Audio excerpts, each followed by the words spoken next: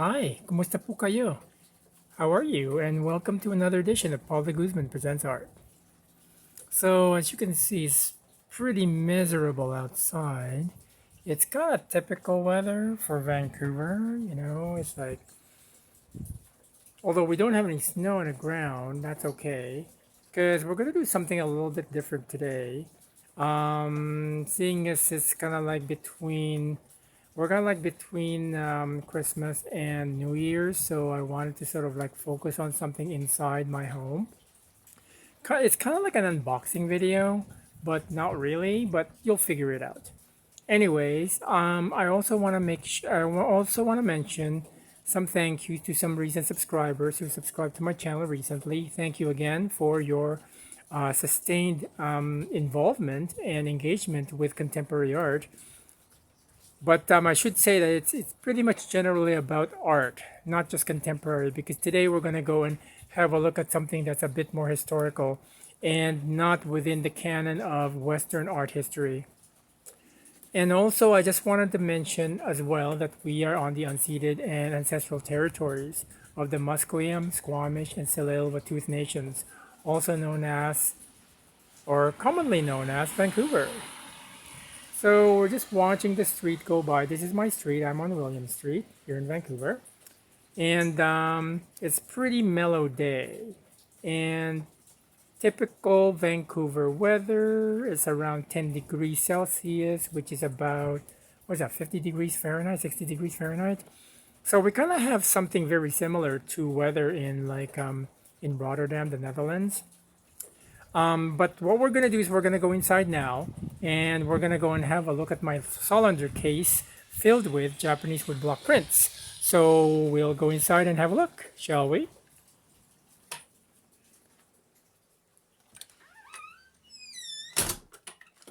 Okay, so I just want to mention too that like before I delved into contemporary art, I actually was a collector. And my collection of art started with Japanese woodblock prints of the Edo period, Meiji era period around 1850s to about 1900s. And that's kind of like where it all started. So from sort of like, I'm just going to go and uncover one of them, okay? And so that you have something to look at.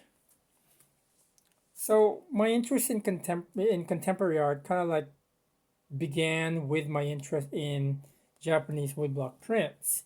It all kind of started back in the mid 80s when I happened upon this gallery in Vancouver called the Butler Galleries, and they were having a show of works by this artist named Toyohara Kunichika, who is, I think he was born in the early 1820s and then he passed away in around 1900s. He is what might be considered an unknown or uncelebrated master, but recently his star is beginning to rise only like about 120 years after his death, right?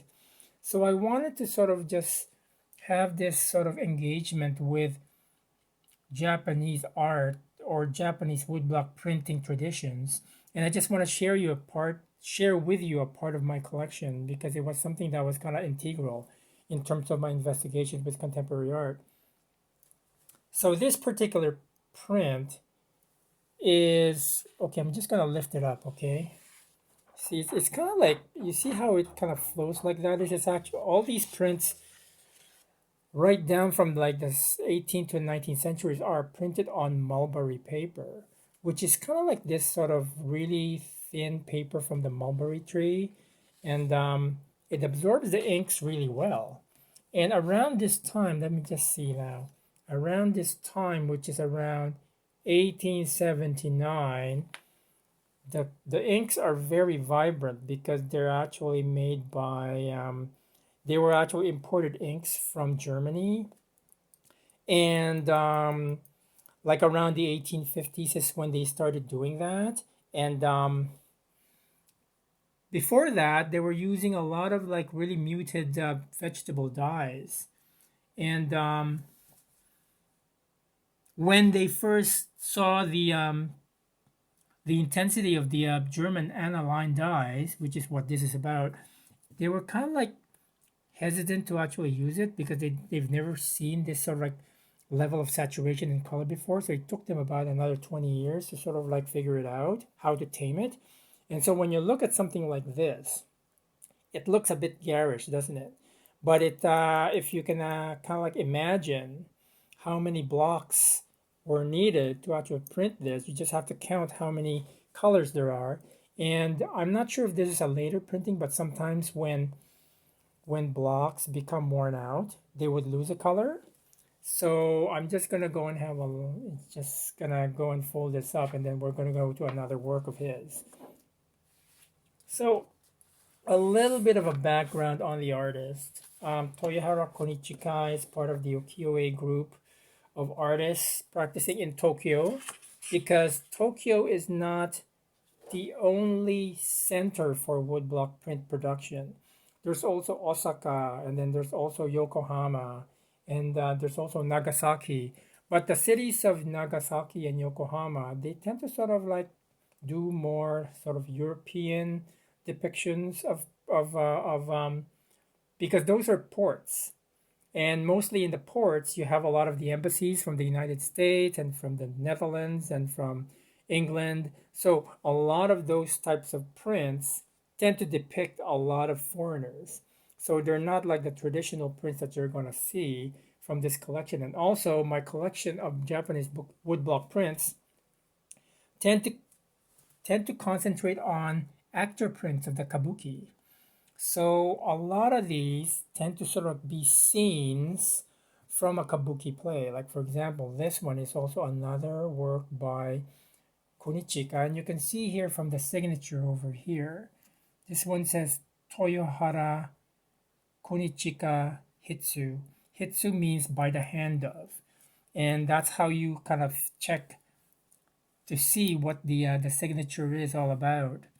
And when you look at this, these are kind of like the titles for this print, and you see all the gradations in the red.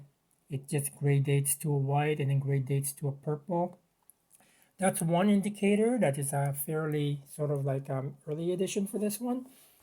Um, when I saw this print, I wasn't really sure whether it was part of a greater print design, because sometimes when you look at this, like somebody's leg is hanging off. So sometimes you might think that it's there's another print above it, wherein it depicts another person hanging on to this sort of like shipwreck, because this print, which was published in 1887, depicts an actor called Ichikawa Sadanji in a shipwreck, and that's all I got.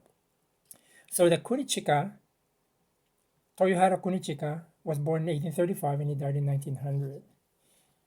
And I really like this saturation. It's kind of funny because when I'm looking at the print and I'm looking at the image on the screen, the image on the screen looks much brighter. Like for example, this is a much brighter blue than I'm looking at on the screen. So it's kind of funny when you're looking at something like this on the screen of a camera. So during the time that he was alive, he was actually not very, he was very popular. But over time, there's a lot of other artists, print artists, like for example, you've heard of probably Hokusai and Hiroshige and Kunisada maybe, or Yoshi or Kuniyoshi. But he was a contemporary. This guy is a contemporary of Yoshitoshi, and he is a bit younger than, well, by about 60 years, I think. He's younger than Hokusai.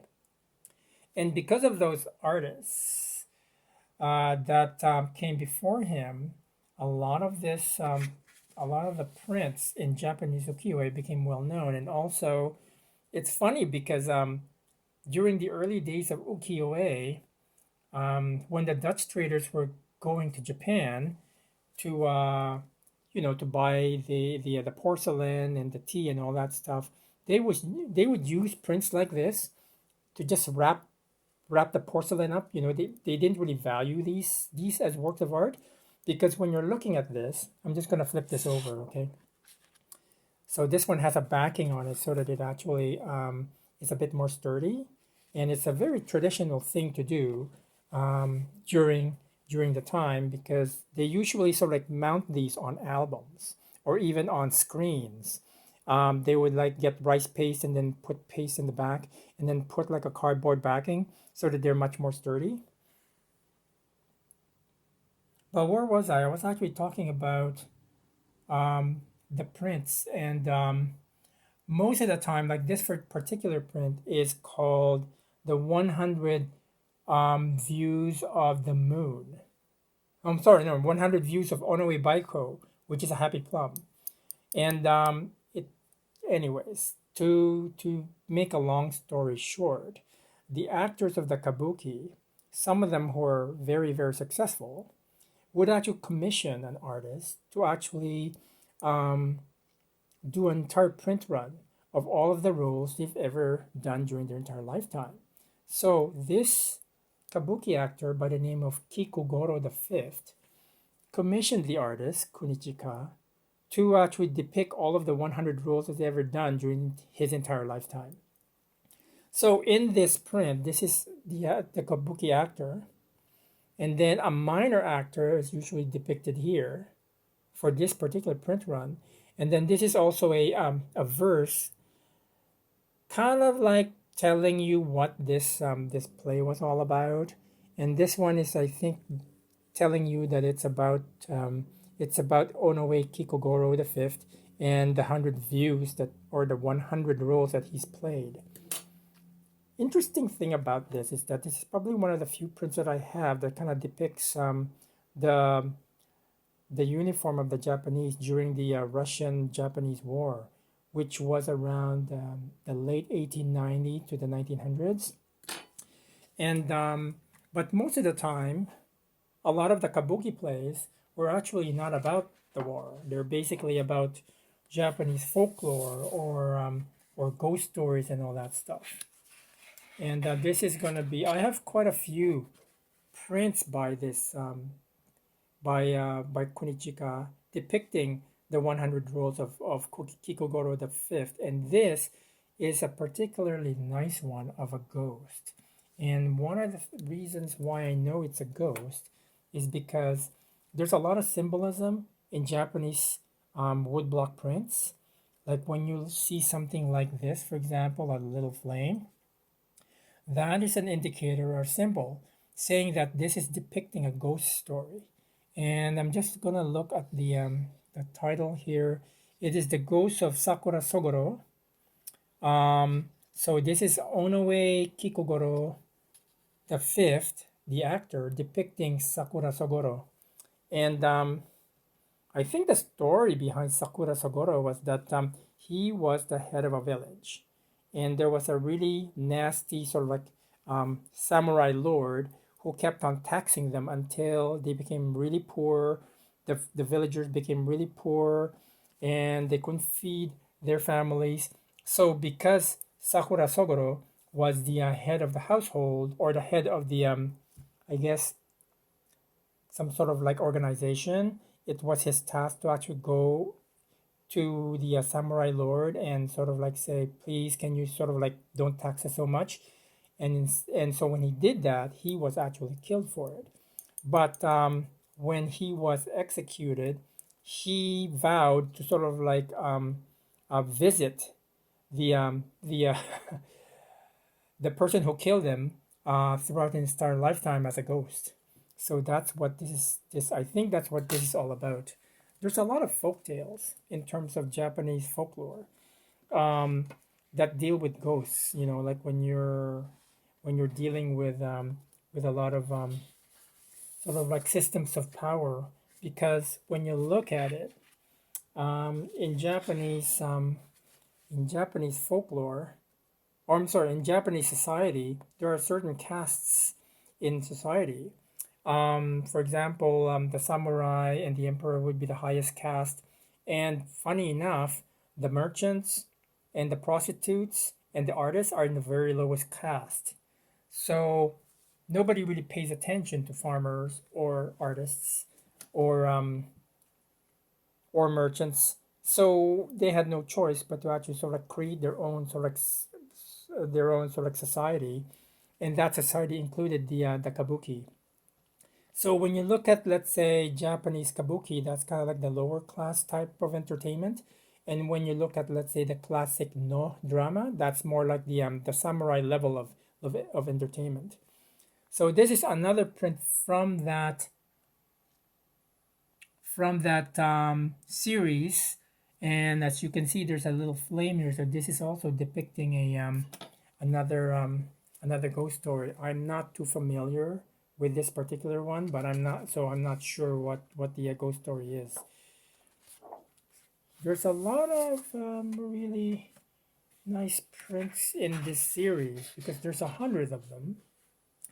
And when I first encountered them, they were in an exhibition. I think I think they had the entire 100 in an exhibition back in the late 80s called Butler Galleries in downtown Vancouver. It's no longer in operation, unfortunately, but that was the I was just wandering around the downtown area, and I happened upon this gallery, and I went inside, and I was just kind of like totally blown away by the pieces that I saw on the walls, and that kind of like began my journey uh, on appreciating Japanese woodblock prints.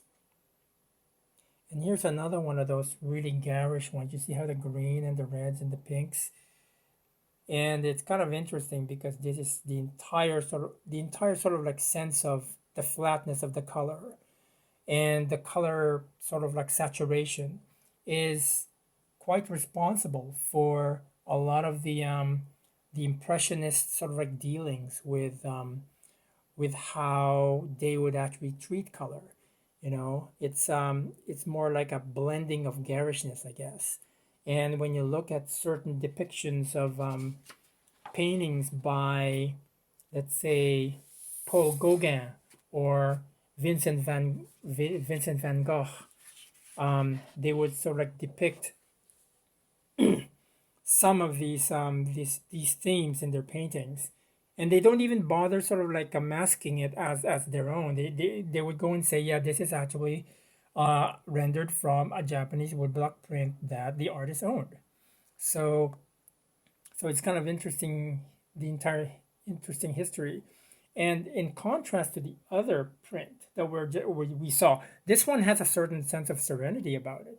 It's almost like a very minimal sort of like aesthetic that you're looking at. What you know with a Japanese culture, because like Japanese culture, you know, they kind of deal with a lot of like garishness, a lot of like really sort of like graphic design, but they also know how to tame designs to the point of sort of like a certain sense of serenity. Like for example, this composition over here, there's a quite a beautiful serene sense about it. And it's interesting when I was researching this particular print, you see that little scroll that's in his mouth.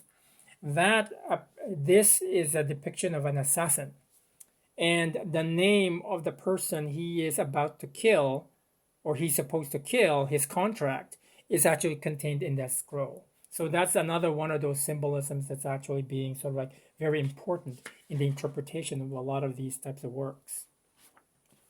And let's see now, what else do we have here? See, this one I really love just because of the composition and how the red and the sort of like the olive color is depicted on it. And it's in the same sort of series, the 100 Views of a Happy Plum, or 100 Views of Onoe Kikugoro, or otherwise known as in Japanese Baiko Yakusho no Uchi. So I don't think this one has any. I don't know very much about this one because like I'm not really that well versed in Japanese folklore um, stories. Let's see now. But the thing about these prints is that you can go to a print seller and they would just have this hanging outside the door or something like that. And then if you want to buy a print, you can just go and say, oh, I want to buy this print, I want to buy that print. And then they're gonna ask, oh, well, do you want it mounted? Do you want it in an accordion folder? So sometimes, like I'm gonna lift this up because I know this one has been backed. See, this one is a little bit more rigid. And you notice here, there's these sort of like brown spots here. That is tarnish as a result of silver. So when you look at this print over here, like this particular area here was actually printed in silver ink. So there's actual silver in there. So there's certain pieces that are so deluxe that they would have gold, silver, even bronze in the pigments. Tokyo was actually the print kind of like design capital for the entire nation of Japan at the time. But the designs were made really well there. However, the printing techniques, you have to go to Osaka for that because the Osaka printmakers were the best in the entire country. So the designs were pretty much done in Tokyo. And then if they want like a deluxe sort of like version of this print, then they would send it off to Osaka because the Osaka printmakers know how to sort of like deal with a lot of sort of like deluxe printing techniques. Like for example, that one is also the blade is probably also silver, and and I really like little subtle details like that, you know, with the little crisscross hatching over there, and then this entire luscious sort of kimono design on it.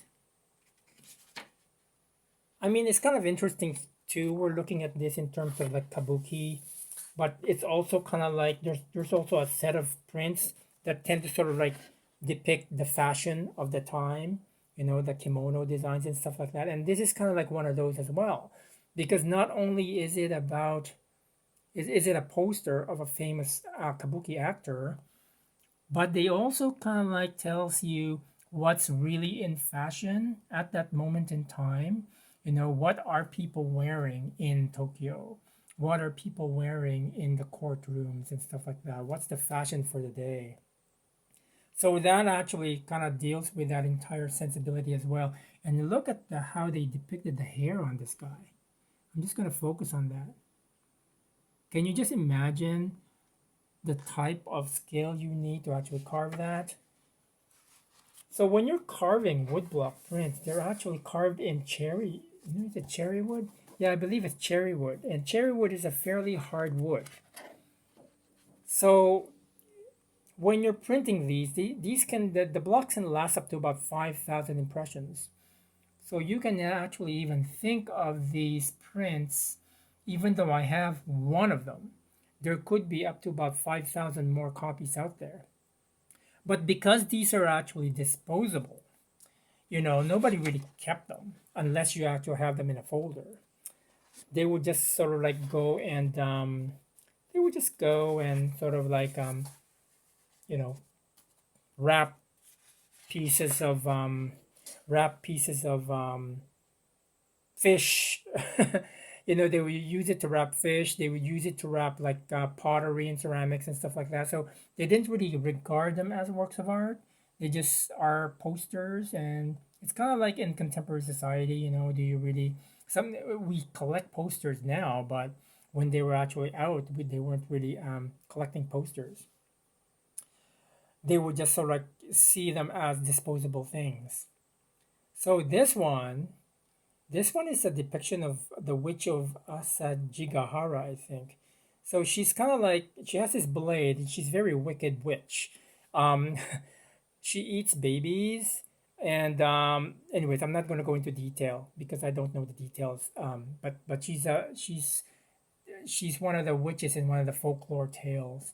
But I really like how the skin is actually depicted here too.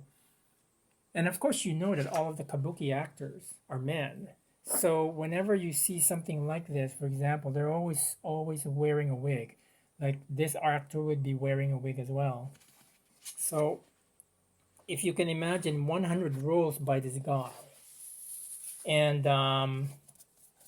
thinking how many headgear he or she has, you know. And I think what I'm gonna do is I'm gonna end on this last one because this is quite a beautiful, beautiful work. It's just have a look at how many colors there are, and you can sort of like determine how many blocks were needed to actually print this. You know, there's like a lot of blood, and the samurai armor is actually very, very uh, ornate. There's a lot of like patterns here. So this is also kind of like where probably people like pattern and decoration movement or the William Morris type of sensibilities in the Victorian areas. That's why Europeans really love these works because it kind of like mimicked their own sensibility, right? Let's see, do I have any more? Yes, I do. There's another one here. And he's another one. He's another ghost. And I know that because this entire smokestack is the depiction of the flame. You know how I mentioned before that when you see little flames, it depicts a ghost story. So this one is, well, I forgot who this is. But you know what? I think I have one more left of this series. And then I think we're going to go and call it a day for this particular one. Actually, no, this one's a little bit different. This is a different format. This is a different actor. This is Ichikawa Danjuro. This is Danjuro the Ninth, and the artist Toyohara Kunichika, was also commissioned to do 100 portraits of Danjuro. It's interesting to note the Danjuro clan of actors and the Kikogoro clan of actors still exist. You know, they're still representatives of the the Kabuki clan in Japan, and they're still practicing artists. So hopefully you lasted this long, and if you did, you obviously liked the video. So perhaps you can just go click the thumbs up button. Also, if you wouldn't mind considering subscribing to the channel. I try to post every week, but because it's Christmas and New Year's Eve, I wasn't sure whether I could post it, but I thought, hey, you know what? I've been meaning to actually do a Japanese woodblock print edition for a long time from my collection. So this is what it is.